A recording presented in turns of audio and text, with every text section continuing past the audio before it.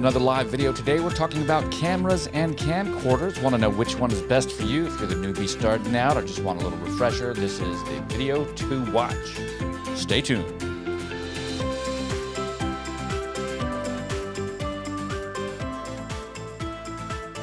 Lots of fun going on today, guys. We're going to answer that age-old question, right? And it sounds like it should be a lot easier than it actually is, but we'll jump into that. Before we do, I want to let you guys know that all of this stuff that you're hearing and seeing right now is recorded live.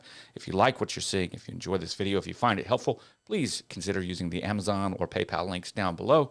None of this is sponsored by any of these companies that we're talking about. I'm just sharing with you what I've learned about this subject over the past few years.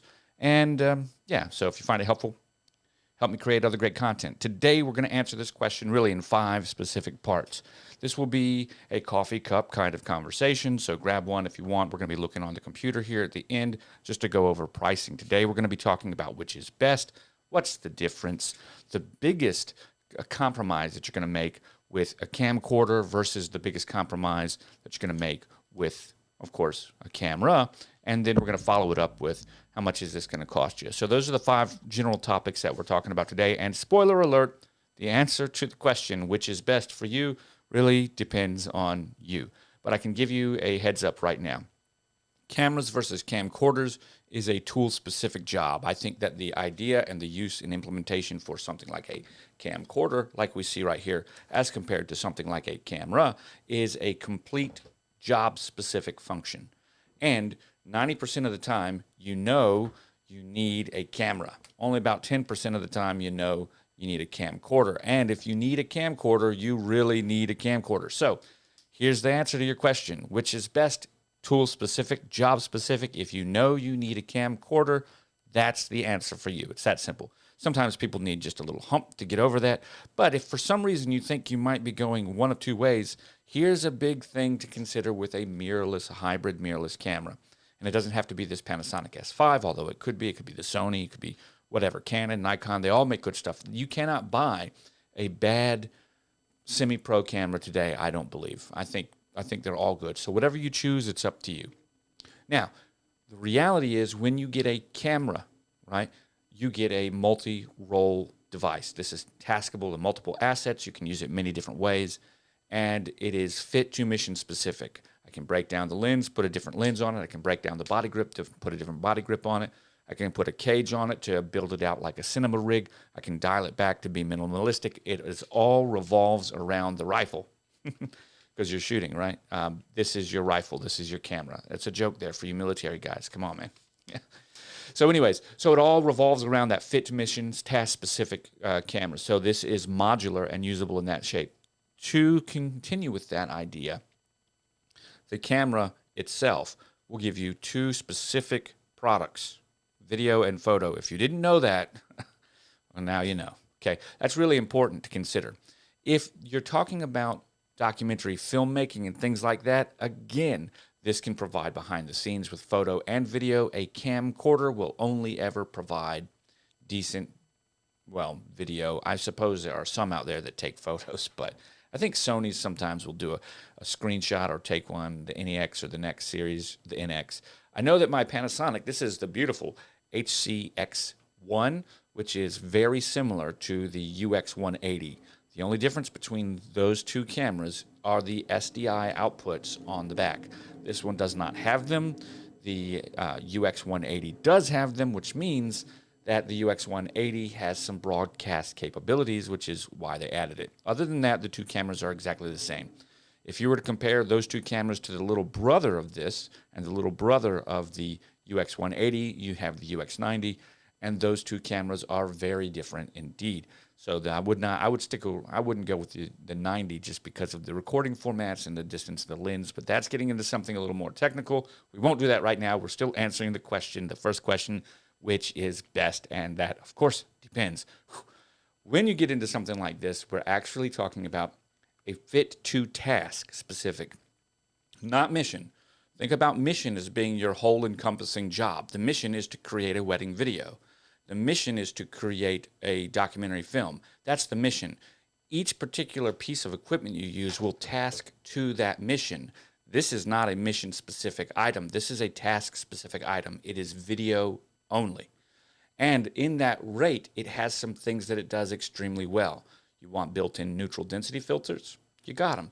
You want a long zoom, 24 times? You got it. You want a professional audio interface directly connected to the camera? You got it. You want all the buttons directly laid out so that you can touch them easily? You got it. You want all of your basic camera operations on the front of the lens so that you can put it on your shoulder, hold it on a gimbal, or even just put it on a tripod and adjust as you see fit? You got it. You want full-size HDMI outputs so that you can put it out? You got it. You want backup recording on additional cards, relay? You got it. You want easy-to-use power adaptation so you got 4 to 6 hours of power on the battery that actually goes in the device? Guess what? You got it. You want a viewfinder that you can look at through an iCup, or you want a fold-out screen? You got it. What else would you like to put on this camera? This is a task-specific item. It does its job extraordinarily well, and it does its one job very, very well.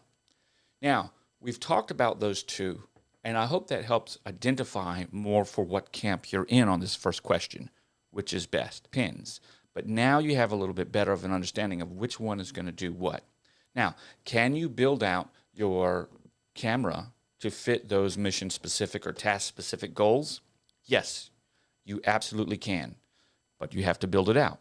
So, whereas this is an all-in-one idea, your camcorder is an all-in-one idea, your camera is well, it's like Legos. Put them together, baby. And if you're good at Legos, you can connect some cool stuff. And if you're not, you might have a hard time.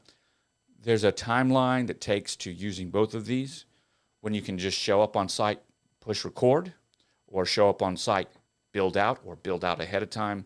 There is more thinking that goes involved with your camera than it does your camcorder. All right, we've talked a little bit about those ideas, and that kind of gets into the difference, right? But let's talk about the main difference between the two. This is everything else aside. Let's pretend you don't mind building out a system, right? What's the main difference? That's the question. And I feel that in modern cameras and camcorders, 10-bit generation specifically, there are two main differences. Zoom and low light. That's what I think it comes down to.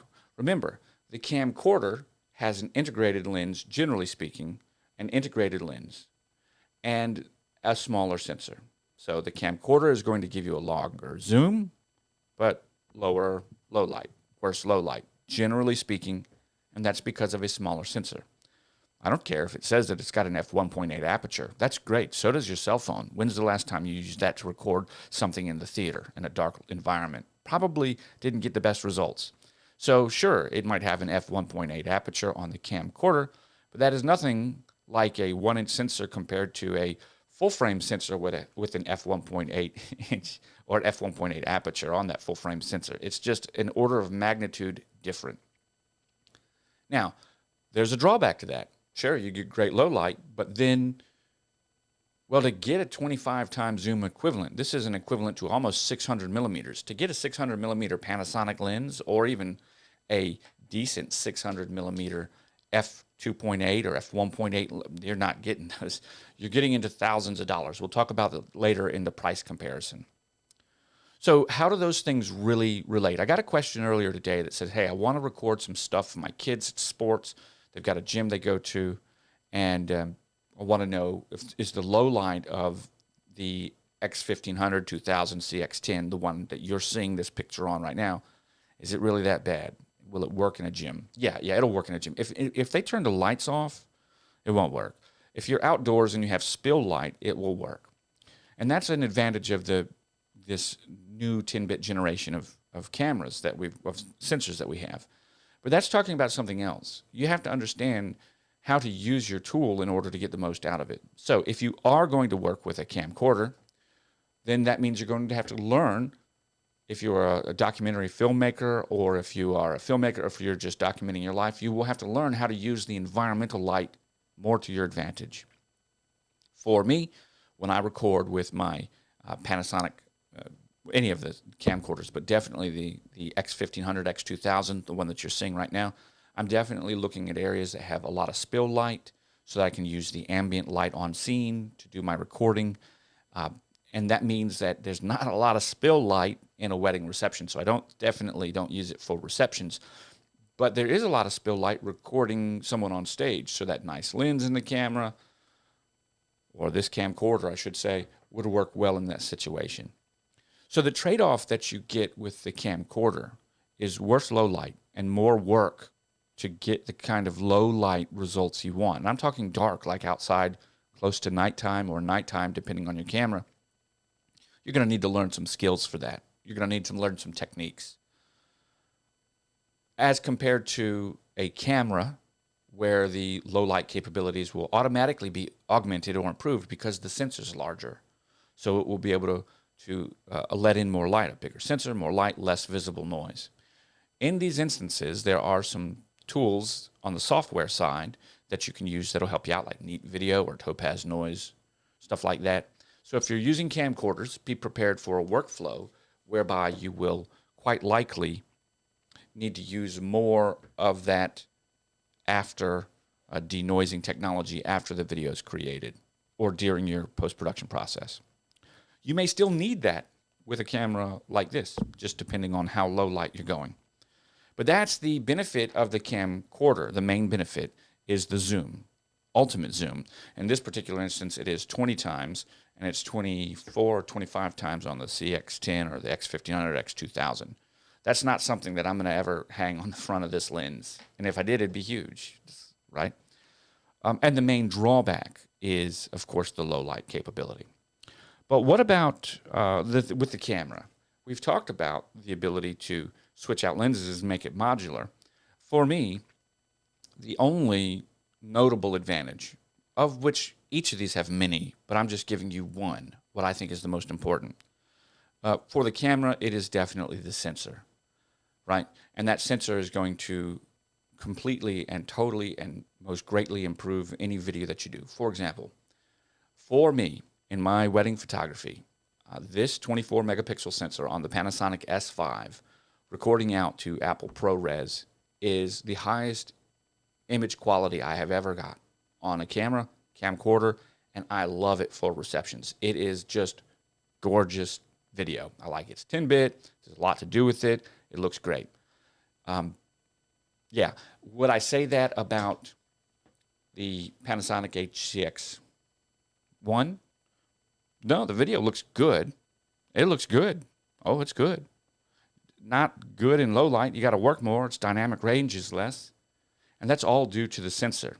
But what about on a newer sensor, like a 10-bit sensor, like the X1500? Oh, it's good. It's good. There's more dynamic range, but it's still nowhere near what you're going to get from the camera. It's just that simple. Of course, if you have a different camera, that might range differently. If you're using APS-C or Micro Four Thirds, there's some differences there. So let's move on. Number 3, camcorder. How bad is it in low light? Right? We talked about this just a moment ago, but the reality is, if you understand the techniques in order to get the information, to get the video that you want, you're going to be fine. But here are some things you should consider. Spill light and environmental factors will always be important. When I talk about spill light, I'm talking about the light in the environment that spills onto your subject. That's specifically what it is. When I'm talking about environmental light, I'm talking about like the sky, or environmental light, like in here. I've got my practical light set up, but it's the environment that I'm in, like what man-made objects are bringing in light, like fire and stuff like that, those kind of practical lighting effects. All of those things go into play and create a mood or an ambiance. The other thing that you're going to do is you might bring in some light. You might use a specific type of light or light modifier on the camera in order to make everything work better for you.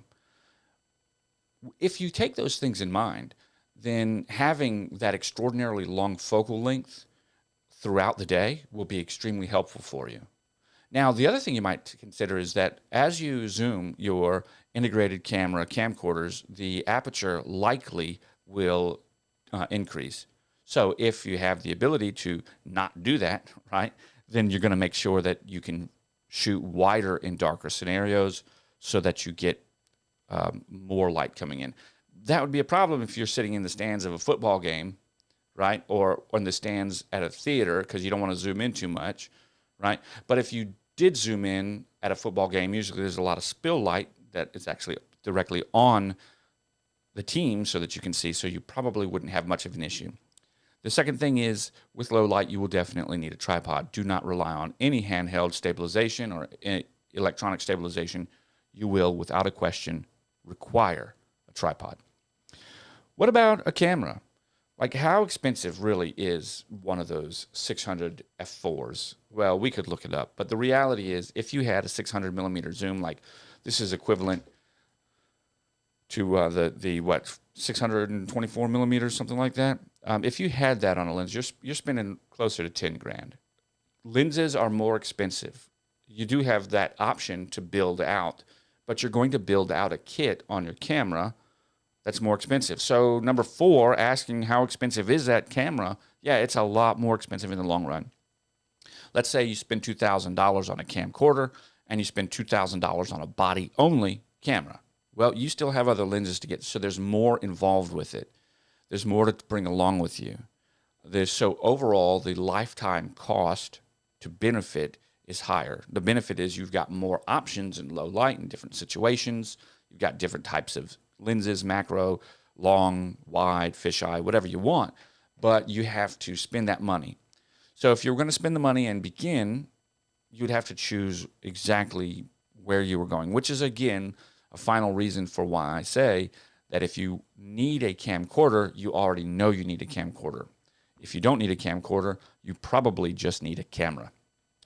All right, that's going to bring us over here to our final part. What's it going to cost? Let me share with you a couple things. We've talked about the lenses, but the reality is you're going to be between $2,000 and $5,000 for a camcorder-ish, and for a camera and lens, you're going to be right around $2,500. Like, let's say you get something like this, the 24 to 105 on a $1,600 body, $1,200 lens, it's $2,800, something along those lines. So that's kind of where you're going to be. That doesn't mean that's where you've got to be, but let's actually look. Oh, before we do, let's talk about this real quick. What you need to know is you've got 2 different sensor types that you can purchase for your camcorders. Most cameras today are 10-bit sensors, and like anything higher, newer than the A7 III, I would suggest completely buying a 10-bit sensor no matter what you do. But in the camcorder realm, 10-bit sensors are still making their way into it. This is an 8-bit sensor. Beautiful 8-bit 1-inch sensor, great video. Don't buy it if you could buy the HCX 2000. It's that simple. I wouldn't. It's marginal in question whether or not the video low light quality is better on the larger sensor than the 10-bit sensor, but there is nothing that's in question. The newer technology, even with the smaller sensor and that 10-bit format, will make the video much more usable, much more gradable for you, much more interactable. You have a slightly higher dynamic range than you do on this sensor, which is something you're going to get. So you would, if you have the ability to buy a larger sensor, definitely do it. With a larger sensor, you're going to, if you have the ability to buy a newer sensor, do it. Larger doesn't necessarily mean better, in my opinion, in the instance of a 10-bit versus an 8-bit sensor. Because the reality is we're talking about technology, right? So 2020, 2021 technology versus 2016 technology. Just think about your cell phone. Think about cameras. Think about the industry in general. 4 or 5 years is generational in difference. So you do see that. And because that's the case, camcorder manufacturers know that it's a mission-specific, or a task-specific item. So that means that they don't update them as often. So you're going to spend more to get it. So if you have the ability to do that, get the higher bit rate. Okay, so let's come on over here.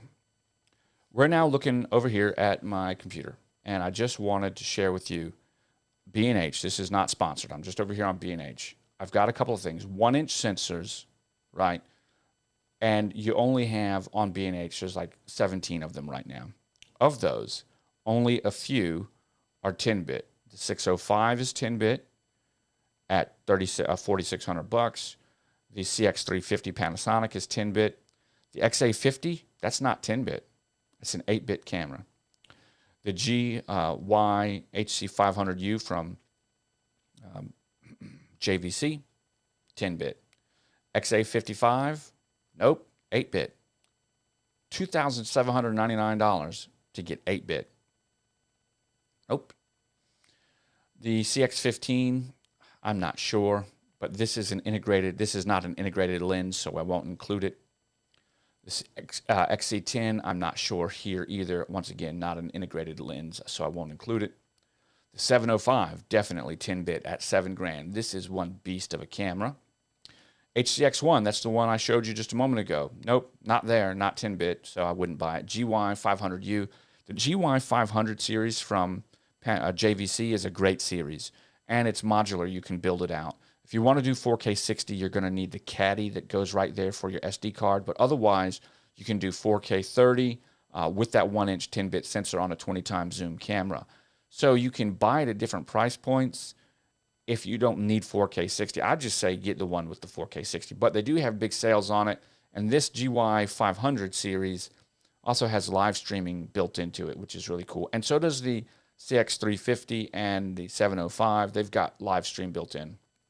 So anytime you see the GY 550s, you'll understand why there's so many different ones. They're just different build out for broadcasts.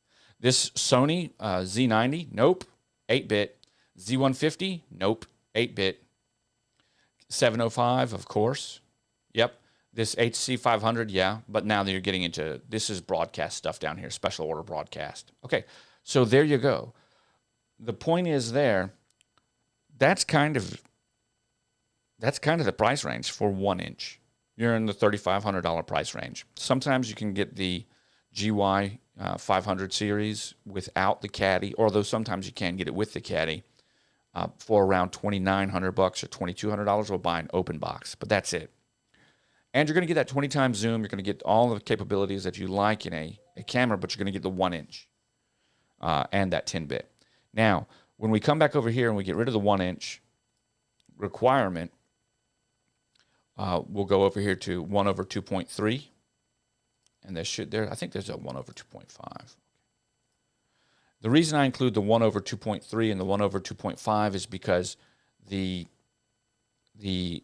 Panasonic HCX 1500, 2000, and CX10, they're all the same base camera. They all have different broadcast specifications, which is the difference, and a top handle that you can buy or take off. I've done a whole video on it. Just trust me. Or go watch the video and find out for yourself. The difference that you're getting is these are all 1/2.5 inch type sensors, so it's a smaller sensor. Beautiful sensor, but when you get into these cameras, you can see you can start picking them up for like $1,600, $1,700. Okay? If you're going to do that, you can get a panel, in this instance, for 17 to 22. That's $500 difference. You could just as easily buy the handle separately with this. Forego the SDI. The handle's $299 or $300, and you have $2,000 compared to $2,200. Save yourself $200. Here is the CX10, the exact same camera. It just has the P2 specification and an Ethernet adapter that comes with it. Again, there's a video. I love those cameras. The buttons irritate me, but I love them. When you get over here, you're getting into $13,000 for these bigger things. Let's make sure that we've got the right selections. 2/3. Oh, 1/2.3, excuse me. Okay, and so now we can see some more. You get over here to the Canon, the XA40. This is 8-bit. This 250, 8-bit, 10-bit, 8-bit on this JVC, 8-bit on this HM180, 8-bit. So all of these, except for